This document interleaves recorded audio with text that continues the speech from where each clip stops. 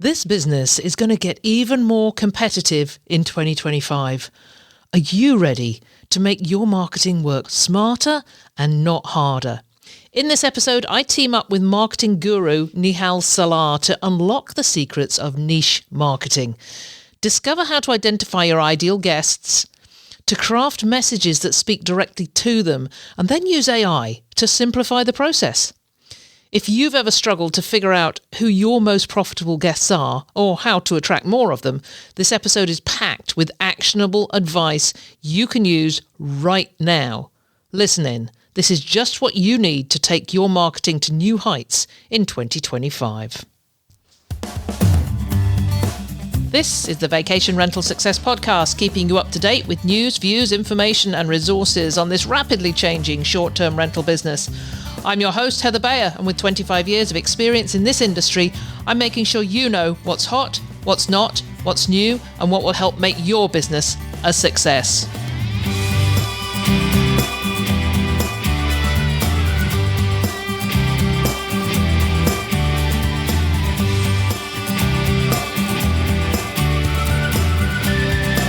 Well, hello and welcome to another episode of the Vacation Rental Success Podcast. This is your host, Heather Bayer, and as ever, I'm super delighted to be back with you. And this episode is being published on Christmas Day 2024. If you're listening in, why? Why aren't you snoozing, watching TV, eating your turkey dinner, unwrapping your gifts, going out for a walk with the kids? But hey, if you are here with me, welcome. It's wonderful to have you here on this Christmas Day. I'm thinking that probably you're listening to this at another time. So, welcome anyway. Today, we're getting into one of the biggest game changers in marketing, and that's niche marketing. And as we go into a new year, what you're going to hear today is going to be of super importance to you. It's going to be so useful. So we heard a lot about direct booking in the last year. The topic was high on the agenda at scale conferences in Europe, as well as many other events, both in person and virtual. Jem Boyle's Direct Book Summit. If you attended that, you'll know it was a huge success with hundreds of people tuning in to hear tactics and strategies to build their direct profiles. Because while it might be getting tougher to get into this world of direct booking, those who are willing to put the work in are seeing results. So joining me today is the brilliant and always insightful Nihal Salah, a marketing strategist who is all about making marketing simple, smarter and more effective. And if you've ever felt overwhelmed trying to figure out how to attract the right guests or wondered why your marketing isn't hitting the mark, you're in the right place and listening, of course, to the right podcast. So in this episode, we're tackling the big questions. Who are your most profitable guests? How do you find them? And how do you speak directly to them so they just cannot wait to book with you? Nihal and I will walk through everything from creating guest profiles to crafting targeted messages and even using AI tools to save you a lot of time and effort. And if you've been listening to me recently, you know that I am saving hours every single day by using AI. So we'll be sharing some of that. So whether you're new to niche marketing or you already have a strategy in place that just needs a reboot, this episode is packed with practical tips and some real aha moments. Grab your coffee, get comfy, and let's jump in. I'm excited to be here. I know this is a topic that both of us are really passionate about, Heather, right? Well, I've had this idea in mind for so many years of creating a niche marketing course, because there's so many niches now, whether it's pet friendly or accessible. That's a big one. Or pickleball. You talk to my son, my business partner, Mike. He will not go anywhere on vacation now unless there are pickleball courts. So this is a massive area, and I think people neglect it because they think it's that they want to throw spaghetti against the wall, and they don't want to miss anybody who might be out there who possibly might want to come and stay at their place. And I think in doing that, they're neglecting the power of niche marketing. 100%. And I think, you know what, I want to acknowledge something up front. That FOMO is real. That fear of missing out on potential bookings. All of us, I've been in marketing for 17 years. And whenever I kind of pivot my business to focus on a particular audience or service, and I know I need to niche down, I instantly get that, I call it niche anxiety, where I'm like, but I know this would be relevant to all these other groups of people. It's a real anxiety that you get. But just bear with us. Listen to this until the end. I'm convinced that Heather and I will sell this to you. And by the end of this episode, you'll realize why you absolutely need to focus on particular niches. But before we do that, should we perhaps define what a niche is? Yes. Yeah, that would be good. I mean, they're all in my head, and that's, like a lot of us, we keep all these wonderful ideas in our heads. So I'm quite happy to bring them out. I can give you niches, but to describe what it is slightly different. So you do this. You talk about what a niche actually is. Okay, so in its simplest definition, because I like simple, a niche is a group of people who have a common set of characteristics, preferences, interests, or behaviors, or potentially demographics, right? There is something very unique to that particular group of people. And the more specific you get with a niche, the more effective you will be at communicating with that group of people. So when we're talking about a niche, I'm not talking, for example, about, so a niche, like people who travel with their pets, that is a niche. I would say go to a sub niche, like focus on a niche, but then find the sub niches. And I'll explain why in a moment. A sub niche could be people like me who travel with a reactive dog, because that's a very different set of needs. And there are a very particular list of things that as a traveler, I would appreciate immensely from the properties I stay at. For example, that, if it's a property with a fenced backyard and there are no dogs in the neighbor's garden, if there's places where we can go on long hikes that are quite quiet and secluded and there's no chance of me running into other people with other dogs, those sorts of things are really important for me as someone, and other reactive dog owners. And one of the interesting things when you start thinking about niches is you can start looking at some like macro trends. So for example, if you look at the number of people who are adopting rescue dogs across the world, that number is going up. Right. Mm-hmm. And what happens when you adopt a rescue dog is often there are behavioral issues. And one of the biggest behavioral issues is reactivity. So you kind of just like looking at a macro level, where are the key trends, and then diving a little bit deeper. But there is tons of niches. Astronomers, right? I have a friend who is a very avid, keen astronomer. He spent thousands on a telescope. He loves capturing images from the sky. Any key events, he will be there, making sure he's in the right location to be capturing some of these images. You have bird watchers, you have train watchers. There are this endless niches. So, it's about what are those common characteristics, common interests, common passions, or preferences or demographics that a particular group of people have. That is really a niche. Yeah, and just going back onto a couple of those, I mean, the bird watching niche is something like a $19 billion worldwide industry. And everybody, just about, unless you're right in the middle of a city, has birds. Mm-hmm. And if we're out in a country, in a rural area, you probably have birds there that people want to come and see. And I don't see many websites talking about bird watching opportunities in their area. Another one, we'll just go back to dogs for a moment. And I've mentioned Sue Allen of East Ruston Cottages before. Her niche is multiple dogs. People traveling with 3, 4, sometimes 5 or 6 dogs. And this, it's a very narrow niche, but there's a lot of people out there looking for it. And they will travel. They will travel to your location because they're traveling with they've got 3 dogs. They're traveling with their friends who've got 3 dogs. And they can't find anywhere to go. So they are looking, that's one of the few groups that actually looks for the property before they look for the location. Oh, 100%. 100. And you know what's really interesting, I think, and it's really worth us spending a couple of moments talking about this, is understanding the psychology of your target audience, the niche that you're focused on. If you understand the psychology of a dog owner, all you need to do is interview a few, speak to some. We'll talk about how to use AI for a lot of this stuff later on in the episode. But if you understand the underlying psychology and the process they go through when they're searching for and booking a holiday to go on with their animals, you will be able to market to them so much more effectively. Because, like, for example, one of the things that I love doing is motorcycling. So I do lots of motorcycle trips.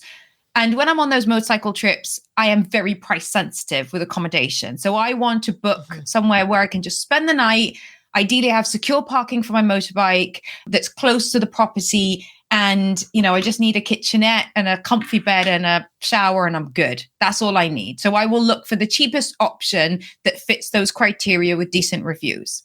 Now, if I am going on a holiday with Rosa, my dog, I am so price insensitive. It is insane. You'd think I'm another person, right? Which is why understanding the psychology beyond just a persona is really important, like really digging into the detail here. If I'm booking a holiday with Rosa, and this happened, I was going to Wales over the summer, and I found a property which was a 4-minute walk away from a secure dog field, 7-acre secure dog field. Now, for someone like me who can't leave her dog off leash, that's like winning the lottery.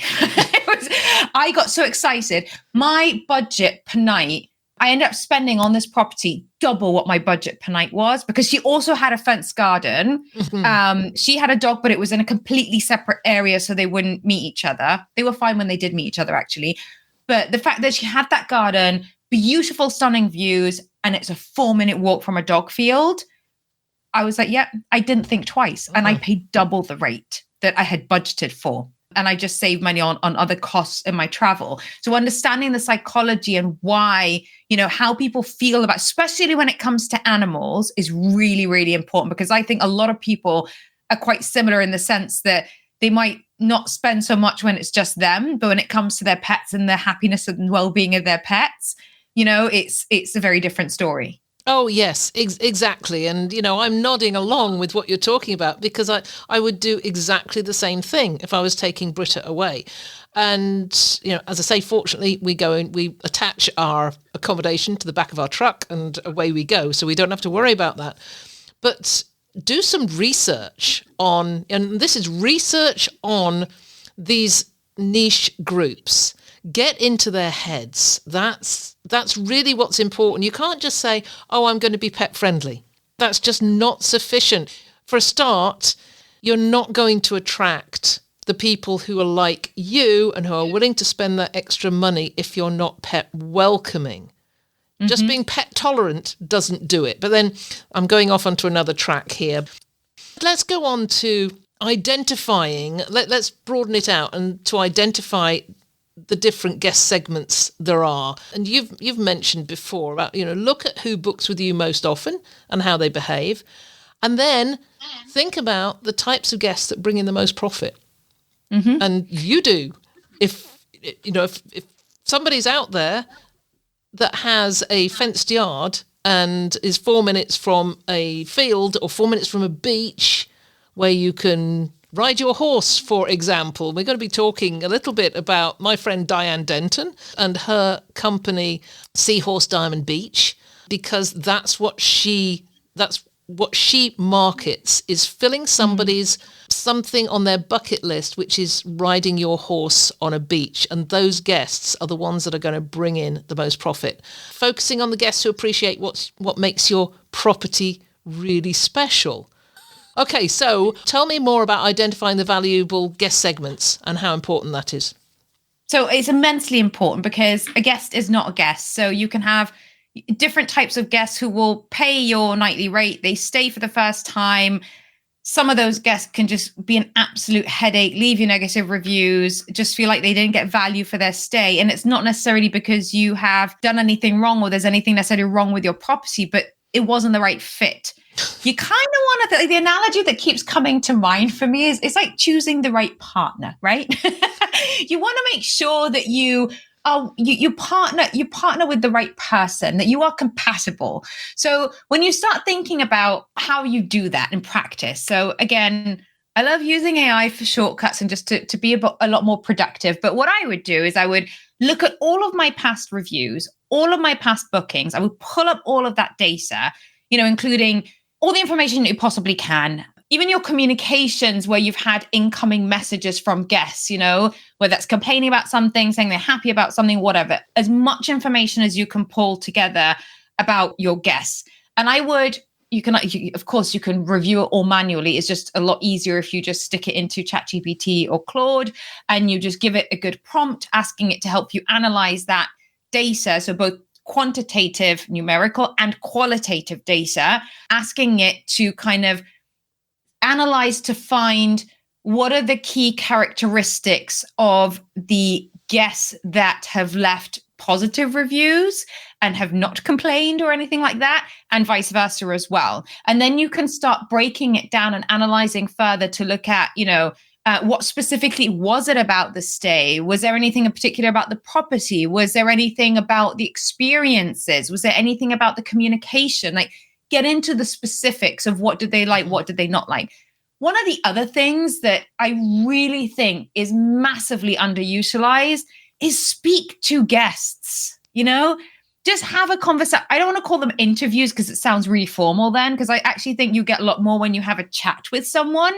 And just think of some key questions you could be asking to understand more about, if it's, again, we'll go back to the example of people who travel with their dogs or their horses or whatever, and just have a conversation and understand more about what their animal really means to them. Mm-hmm. You can also go on social media and, look at social media groups where those niches kind of come together. So astronomers will be on there'll be plenty of Facebook communities, for example, for astronomers, bird watchers, and all sorts. And you can export a lot of that data and again, feed it into AI or review it manually if you want, to look at what are they talking about? Are there particular events? What really matters most to them?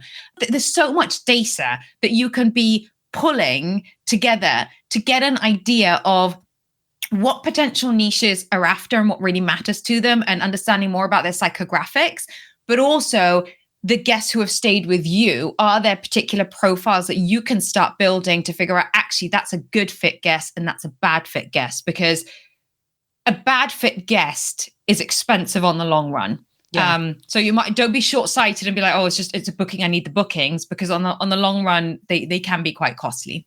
I'm sure you know this.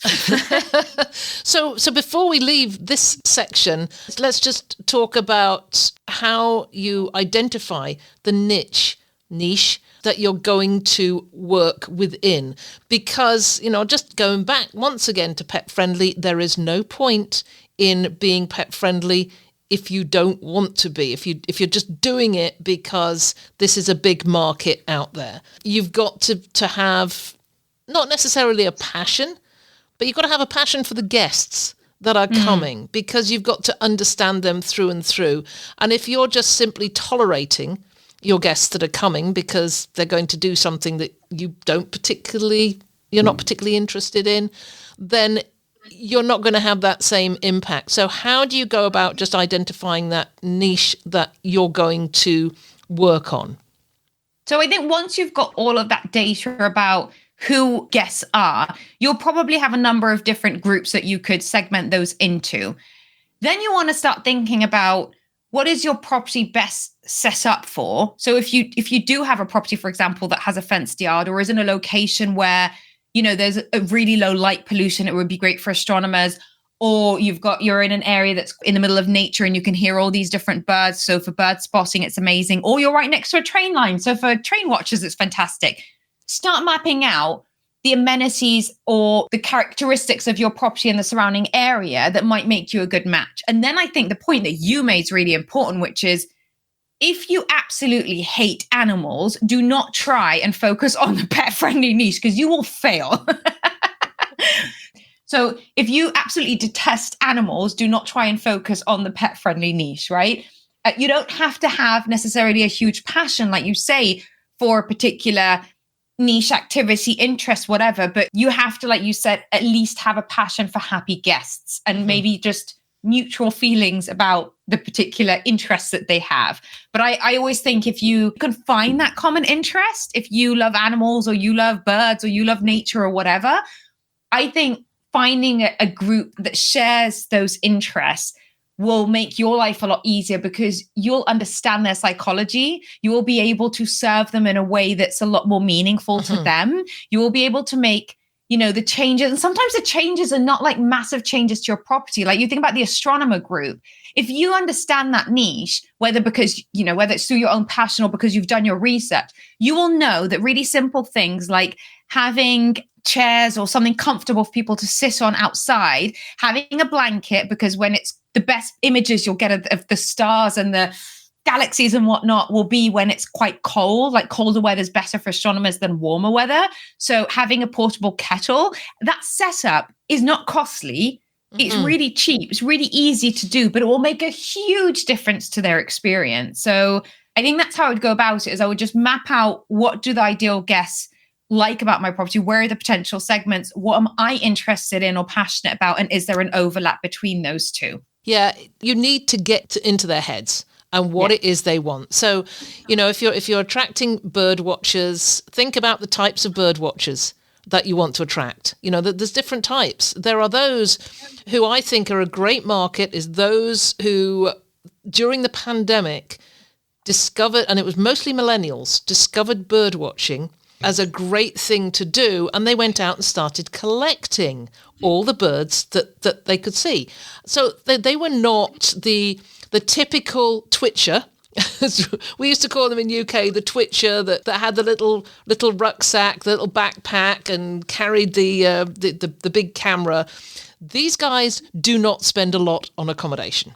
But the more casual bird watchers, they may not have as much knowledge as those twitchers. So, just to have a couple of books in your house, which is, and we had them in our properties here. We had local birds of Ontario. We also had animal tracks of Ontario because we attracted people who wanted to see the wildlife. And that's, the case in a lot of areas, the different types of wildlife. And it's not just moose and it's not just deer. We've got a ton of different wildlife. So we had books on what they should look for. Look for the animal tracks. Look for bird tracks in the snow. There's lots of snowbirds. Snowbirds? Yeah, I'm a snowbird. That's what they call the Canadians that go down south in the winter. But birds that are around in the winter, and you can follow their tracks to see what types of birds came to the bird table. But it's just simply having the books that allows them to follow their hobby if they're not expert at it. So you need, just like we were talking about, niching down on your pet-friendly amenities and ideas, is niche down in any niche, if you like. So with your bird watchers, there's several different types of bird watchers. Some are, more passionate about it, but may not spend as much on accommodation. Others are just using bird watching as part of an outdoorsy type of vacation. So there's lots of niches out there. Accessibility is another one. I mean, that's huge. When I've talked to Lorraine Woodward from Becoming Rent Able, and I'll put a link to that in the show notes because she has a lot of information on her website. And we think of accessible accommodation as having a ramp or having slightly wider doors. But I've just been speaking to an expert on accessibility for those on the spectrum. On the autism spectrum, which is entirely different. You could niche down on that one and check out Suzanne's website, which I will put on the show notes, and you can create a room in your house that is ideal for a child on the autism spectrum. So that's just something else, it's that there's so many different niches.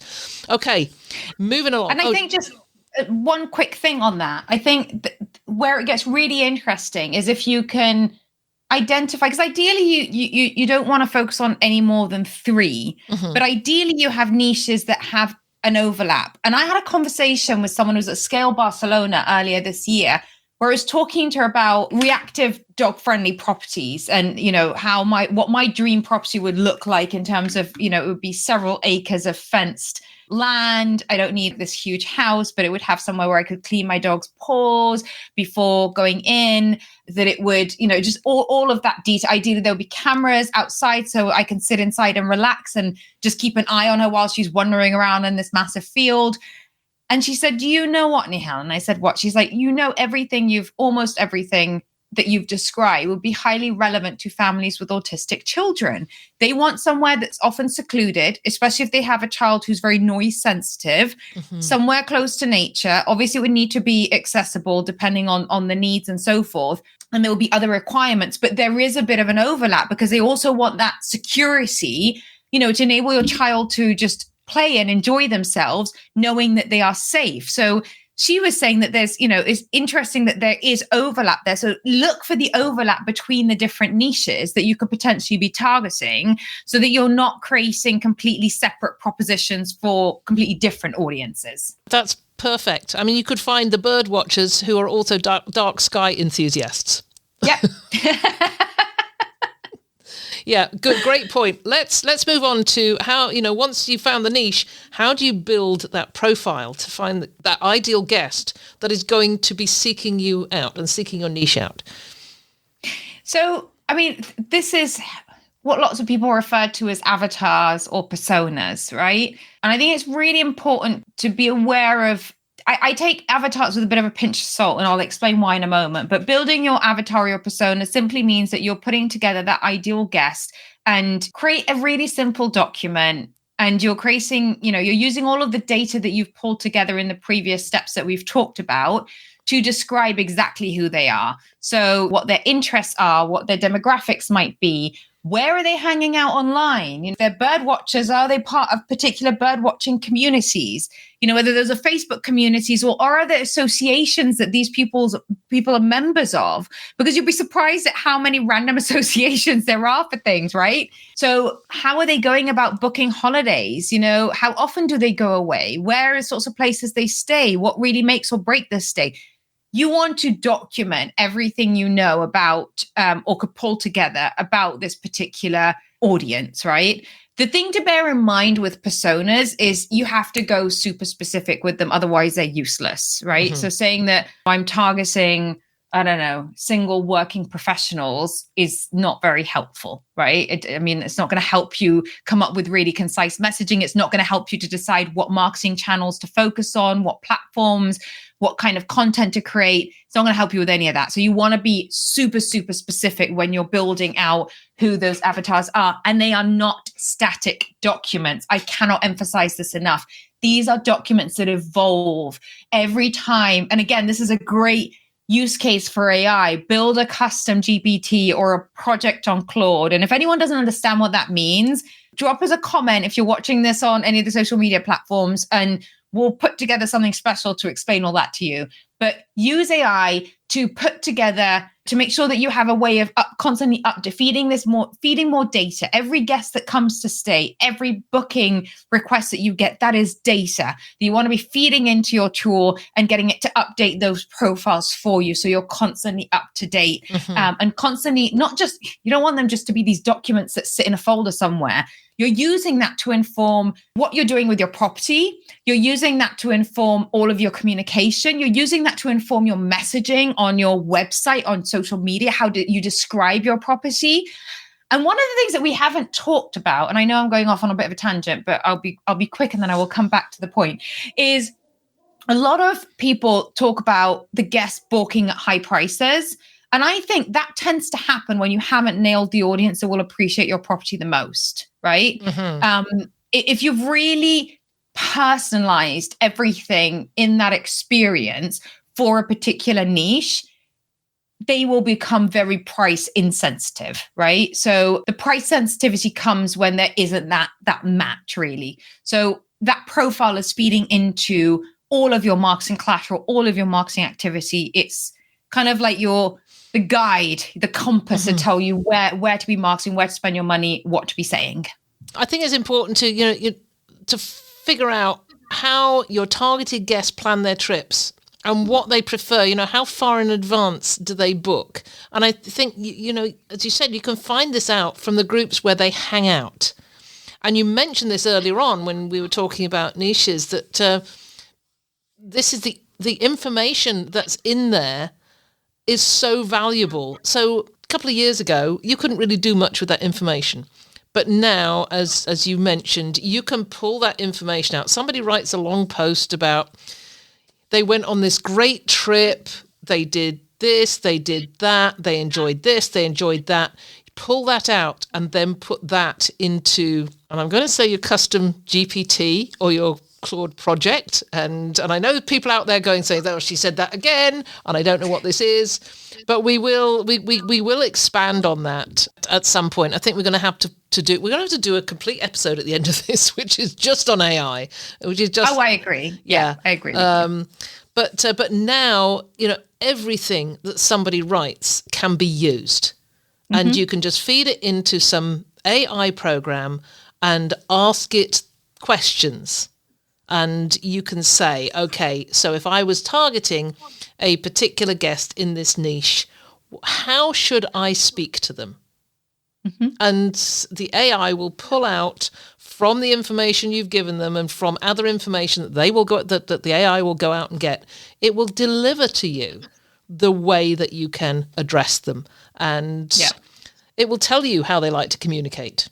It will tell you how far in advance they like to book. So that this process of research has been made so much easier.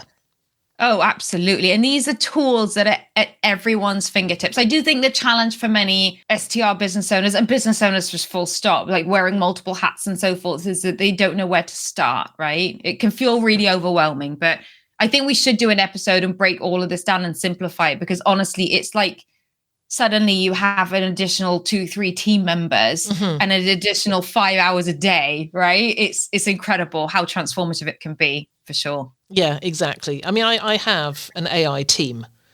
I have the AI person that creates outlines for courses, and that person is expert in instructional design. I've told it, you are an expert in instructional design, and I need an outline for a course on this, and it creates the entire outline. You can have that expert. But yes, since we're talking about this, yes, we will definitely add that as another episode in this series. Where do you want to go now with this? So we've talked about, the niches, the guest profiles. Do you want to talk about actually marketing to the best guests, or do you want to go into some of the survey responses we got?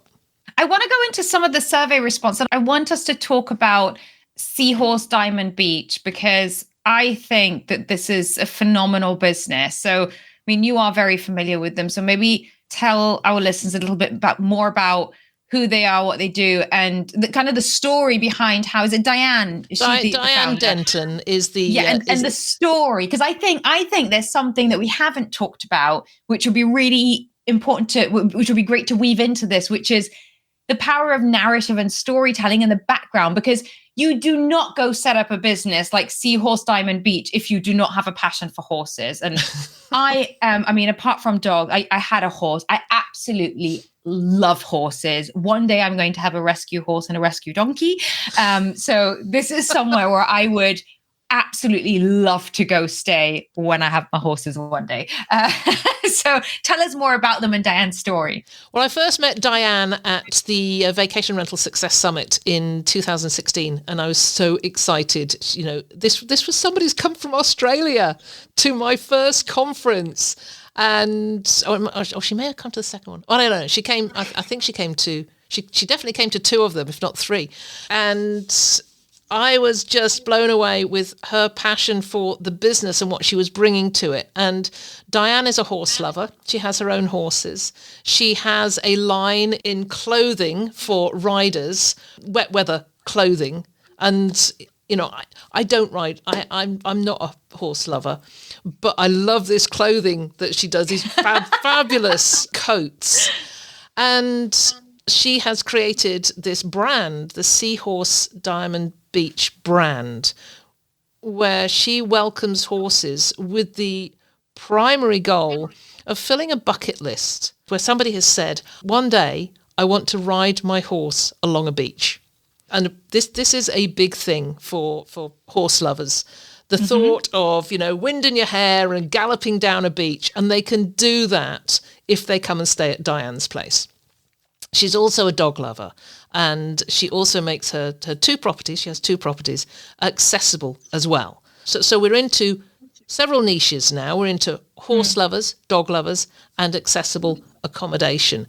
I would love to go and stay there. I really would. That is on my bucket list, and I don't ride horses, and I wouldn't be able to take my dog across to Australia, but one day I will. But Diane, so she responded, right, to the survey. She was very helpful to us when we asked the questions. So over to you to go through that. Yeah, so one of the pieces of feedback that she shared was that, so people wanting everything we offer, but then balk at the nightly rate. And I suspect what's going on here is that there is still work to do to really hone in on the specific segment where, really find and nail that best fit guest profile. Because you might have a horse and you might have that on your bucket list to ride your horse on a beach, which I've done, and it's just the most amazing thing. You might fit that criteria, but there might be other key characteristics of her best fit customers that have not necessarily been thought through. So again, if I were, I would be looking at all my previous booking data, reviews, everything, and I would be looking at where is the correlation. What variables are there that can correlate with the guests who never complain about the nightly rate and who leave really good reviews? And what are the variables that we can look at that correlate with the guests who are more likely to leave either a negative or not so great review or neutral review and tend to have issues about the rate and just expect the world for very, very little? And I suspect that there will be nuances that have potentially been overlooked or not necessarily thought about that would enable her to get a lot more targeted and a lot more specific. And I think there's nothing, and when you have that, it's really important to be able to weave those messages throughout the website. So one of the things that I came across, this is a very relevant tangent that I'm going on. Like I said before, I love motorcycling. And one of the things I would love to do is go on a group motorcycle trip. But there are a lot of problems with group motorcycle trips, such as you end up with a group of people who just want to go fast, which I don't. You end up with a group of people whose personalities clash. You don't have similar interests. And being on the road for 10 days with a group of people sharing accommodation with the wrong group of people can just be your worst nightmare. So I came across this company and I came across them on social media. They popped up on my feed because I'm obviously interested in motorcycles. And then when I went onto their website, they started off with their value proposition statement that they do motorcycle trips around the world and all these interesting places, and it's women only. And I'm like, okay, cool, because most motorbikers are men. So you don't want to be the only woman in a group full of men. But then what they did, which was really clever, is they said, are you? And they asked a series of questions that were very specific about do you love the outdoors? Do you really not care about fancy accommodation, but it's more important, that you discover these destinations? Are you a super down to earth person who would love to find a riding buddy with the same interests? Are you? And I was like, yes, that's me. And when I looked at their pricing, even though they were really expensive, I'm still seriously considering booking with them. So what they did was very quickly, if I was someone who didn't meet that criteria, I'd be like, yeah, no, I'm not that. No, this isn't for me. So I think putting messaging up front like that enables you to filter out the people who will not enjoy that stay, who will not necessarily appreciate what it is that you have to offer. If you're really explicit about who are the people who are your best fit guests and make that really clear on your website, your social media, everywhere where you have touch points with potential guests. I know that Diane does such a great job with her website, and there will be a link to the website in the show notes. But right at the top of her website, it says the ultimate pet-friendly, accessible, Diamond Beach resort quality accommodation. How can she go beyond that? I mean, I love the idea of the questions, of getting people to answer those questions, and to the point where your ideal guest is going to say, yes, yes, yes, yes. So one of the immediate things that I would be putting on there is, so when you think about the ultimate pet-friendly, accessible accommodation, right? This is very factual. everything. So I'm just scrolling through the homepage. It's very factual. It's a lot of good information.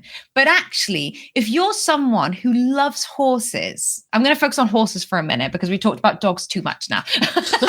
But if you're someone who loves horses and that's been on your bucket list, price becomes irrelevant. So I would have something a lot more, and it's an emotional thing, right? These sorts of things aren't things that are rational decisions. And I think we always need to remember this when it comes to marketing. Great marketing doesn't just address a need in a rational way. Great marketing acknowledges that as human beings, we make highly emotional decisions that, like, it makes no sense to my friends that I will go spend several £100s a night on accommodation just because it has a big fenced garden, when I could get the exact same experience from my point of view, for my stay, the amenities I care about just for me, for a fraction of that price. It is an emotionally driven decision because I love my dog to bits.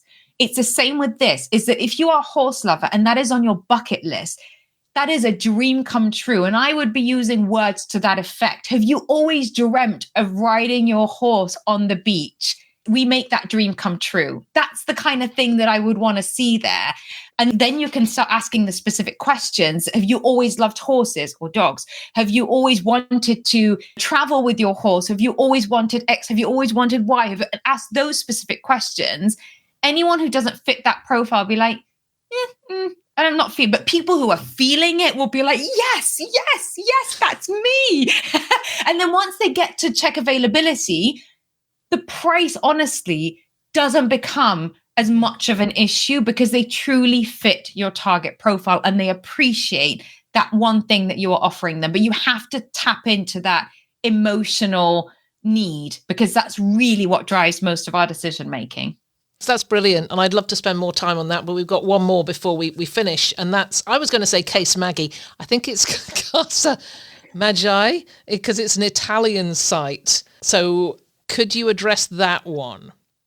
Right. So we are not a return market, so we need continuous new guests. I mean, again, this comes back to really narrowing down your focus on your ideal guest profile, because the more focused you are, like we said, the easier it'll be for you to figure out where are they hanging out online, what type of content will resonate most with them, what kind of messaging will resonate most with them, how do they like to be communicated to. Should I be spending my time in terms of like social media channels, for example, because no one has time to be doing everything well on every single channel.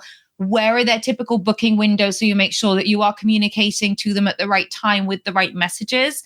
And then, of course, all of the other things that we talked about in the previous episode in terms of the guest journey is making sure that anyone who has shown any interest in your property, that you're capturing those email addresses and you're nurturing them. And anyone who has stayed, if you're not a repeat market, you can ask for referrals. Don't forget that. Make sure you're getting those video testimonials, you're getting those referrals. Ask your guests for them. There's no shame in doing that. They've been happy with the stay, then, and you maybe offer them something as a thank you, then I'm sure they would be happy to refer you on to others who also are in that, have those similar interests.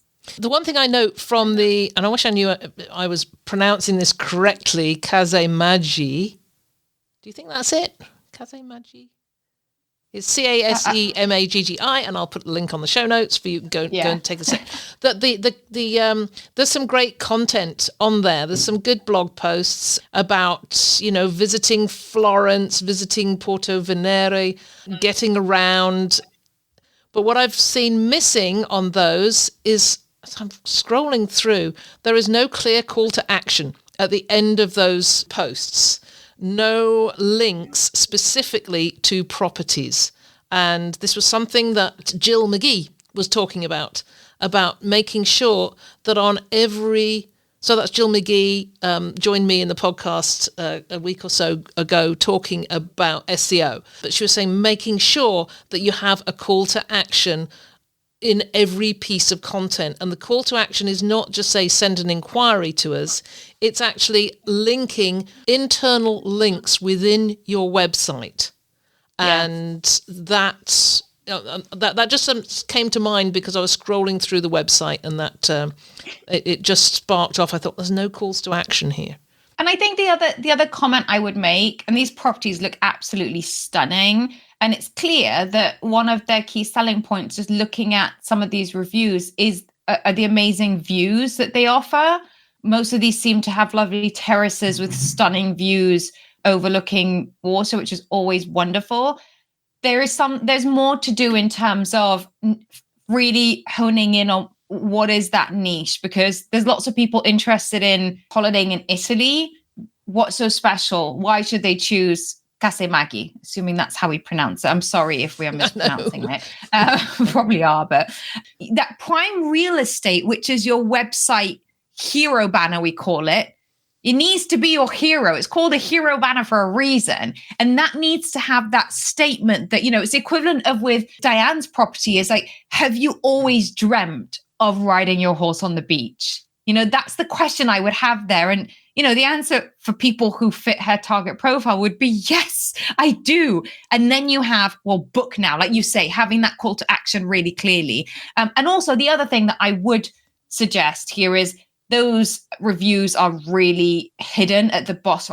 I would not put them so far down on the page. I would have reviews much higher up. Again, it goes back to what we talked about in that last episode, trust signals and that subconscious due diligence that potential guests are going through as they're looking at your website. So yes, I think there's definitely room to make the value proposition, which is something we'll talk about in the next episode, a lot more specific and make it really clear who is this who are these properties best suited for and why people book, and then show them how they can book, make it really easy and have those call to actions repeated multiple times. There's no problem with that.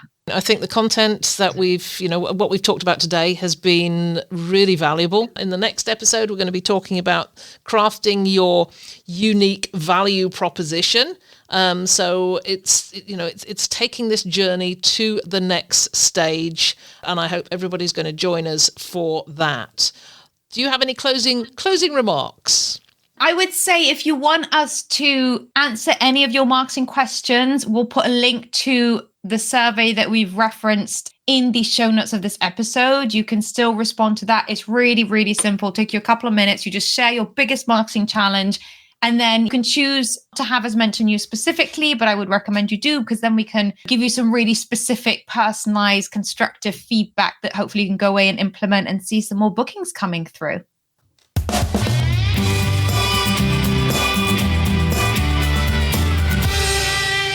Well, that's a wrap for this episode of the Vacation Rental Success Podcast. And thank you so much, Nihal, for joining me to talk about all those things.